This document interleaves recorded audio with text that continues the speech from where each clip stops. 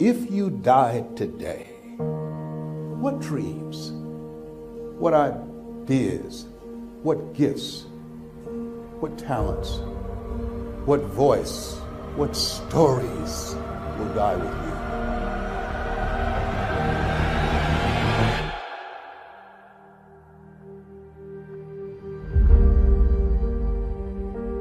See, a lot of people go to work every day miserable, and all they do is just talk about how miserable they are, but they don't do anything about it.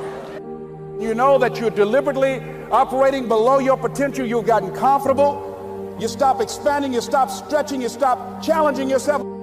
It's hard living. Life is hard.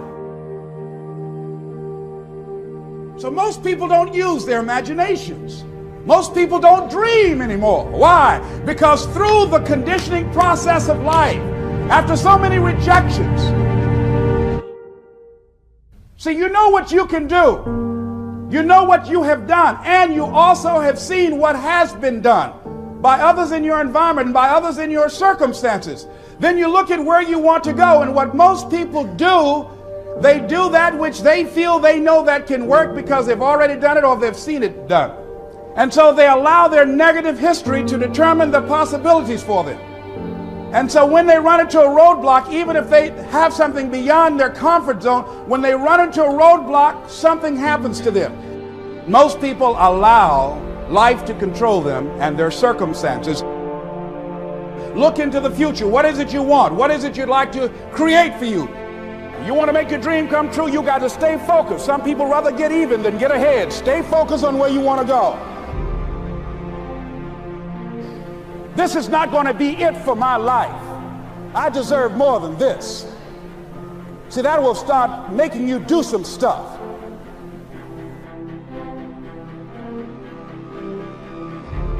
Not only is it possible for you to have your dream, but it's necessary.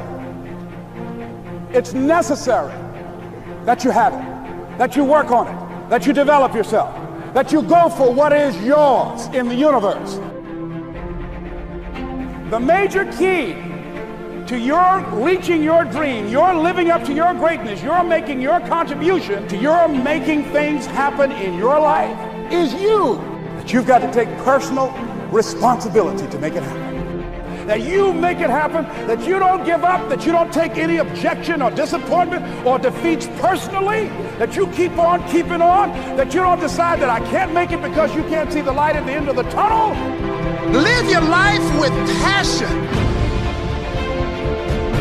with some drive. You've got to remind yourself that you've got powers within you, talents within you that you haven't even reached for yet. See, whatever dream you got, that dream, that idea, that has been given to you. There's no guarantee that because somebody is now down on their luck, they can never come back. Who can guarantee that you can't make it? That you can't have your dream? Who can guarantee that you can't do what you want to do? No one can do that. No one can predict that. All we need to do is we look at our dream as we get ready to hit the floor. I'm blessed and highly favored.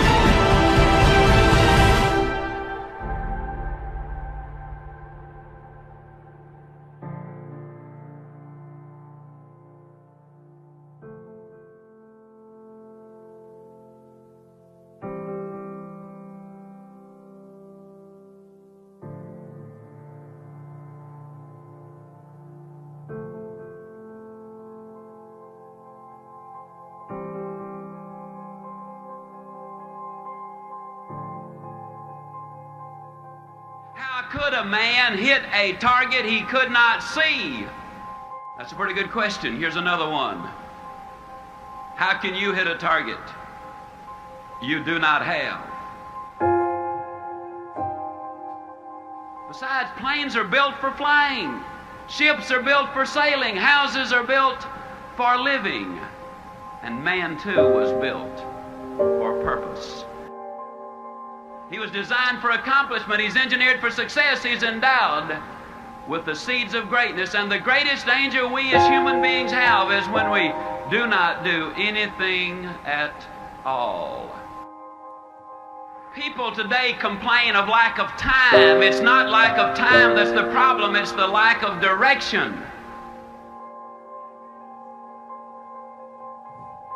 Are you a wandering generality? Or are you a meaningful, specific? Are you going to work tomorrow because that's what you did yesterday?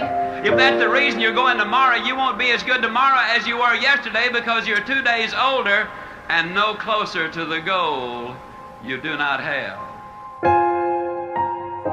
What about you personally? Have you got your goals laid out? Are you a meaningful, specific, or are you a wandering generality?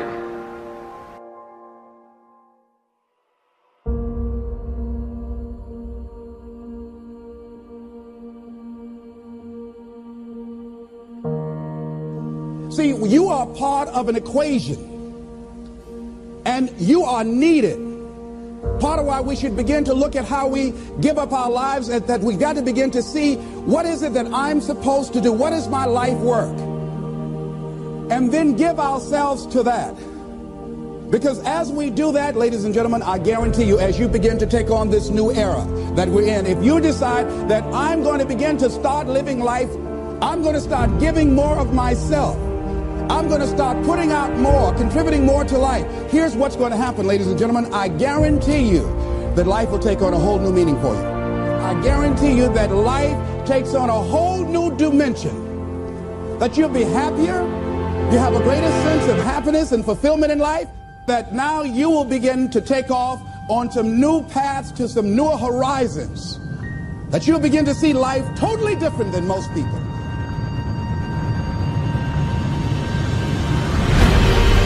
You got to have those long-range goals. And the rule is a simple one. You go as far as you can see. And when you get there, you'll always be able to see further. Are you a wandering generality? Or are you a meaningful, specific? And most of us go through life because we're not using that which we've been given, that we are punished, that we're going through life getting up in the morning with no reason to get up. There's a scripture, when I heard it, I couldn't understand it. I say, how cold? He that hath shall get, and he that hath not, even that he has shall be taken away. He that hath a generous view of life, he that has courage, he that hath initiative, he that hath resourcefulness. I say it with all of my heart. I know in my mind that man was designed for accomplishment, that he's engineered for success, that he is endowed with the seeds of greatness.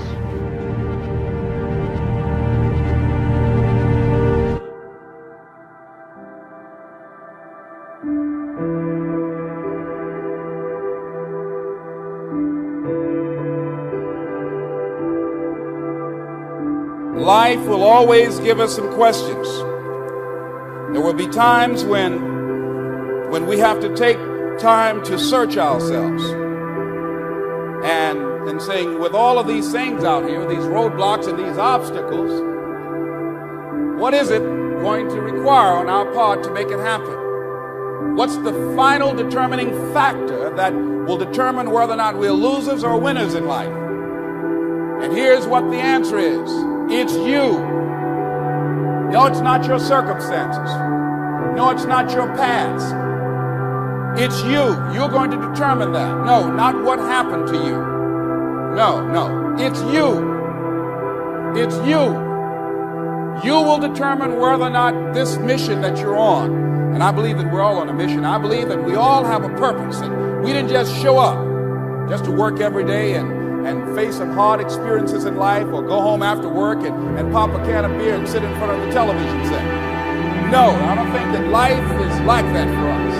I think that we all showed up here on a divine mission to do something.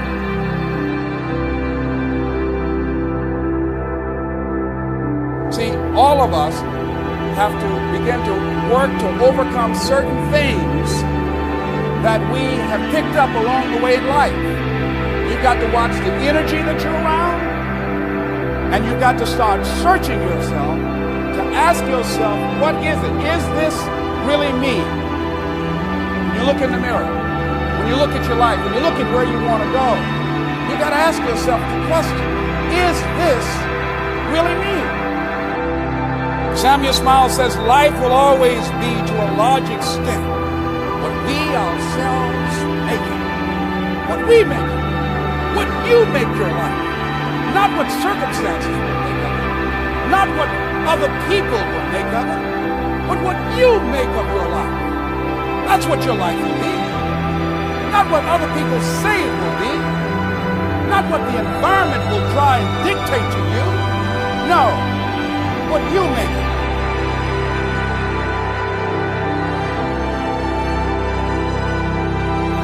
Live now. A common consciousness to keep people from living up to their true potential. Here's something that we must begin to realize and acknowledge. We were all created to be winners. All of us. How can you prove that? We can prove it by our consciousness, just by our subconscious mind. We were destined, we were born to be winners. We have been endowed with greatness. And I think the challenge is to begin to become in alignment with who we truly are and work diligently to manifest our greatness. And I'll give you an example that all of us do that demonstrate this. If you ever dream, whenever I had any dreams, I've never been an athlete before, but anytime I have any kind of dream about sports or movies or anything, I'm always the star. A friend of mine, she did her father's eulogy, and people were amazed at her, how they knew that she was daddy's little girl. They knew that they were very close, inseparable. And I asked her, how did you handle that? How did you do that? Because everybody knew that that was not only her father, but her closest friend. And she said that the day that he died, she said she was in his room and she was talking to him. You know, she said, Daddy, I love you, but I'm a big girl, and as much as I want you to be here, I want you to do what you want to do. But I must tell you, Daddy, I love you and I'm going to miss you. I'm afraid of thinking of life without you. And she said her father started moving his lips and he couldn't speak too loud, and she got closer and he said to her, you're going to be all right. You're going to be all right. And she said that gave her the look in his eyes.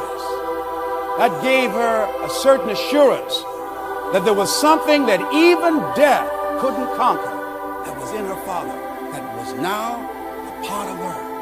And that was, death could not take his spirit.